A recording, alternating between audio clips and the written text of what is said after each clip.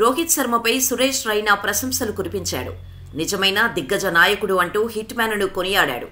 జట్టు ప్రయోజనాల కోసం తనంతట తానుగా తప్పుకోగలిగిన నిస్వార్థపరుడంటూ రోహిత్ శర్మకు కితాబులిచ్చాడు.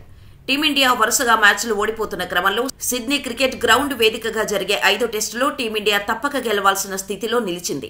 ఈ మ్యాచ్లో విజయం సాధిస్తేనే సిరీస్ను డ్రా చేసుకోవడం సహా ప్రపంచ టెస్టు ఛాంపియన్షిప్ ఫైనల్ 2025 అవకాశాలను భారత్ సజీవం చేసుకోగలుగుతుంది. ఇంతటి కీలక మ్యాచ్కు ముందు రోహిత్ శర్మ కీలక నిర్ణయం తీసుకున్నాడు. సిడ్నీలో జరిగే ఆఖరి టెస్టులో బౌన్స్కే పరిమితమయ్యారు. ఫామ్ లేమి దృష్ట్యా స్వయంగా తుది జట్టు నుంచి తప్పుకొని శుభమన్ గిల్కు లైన్ క్లియర్ చేశాడు.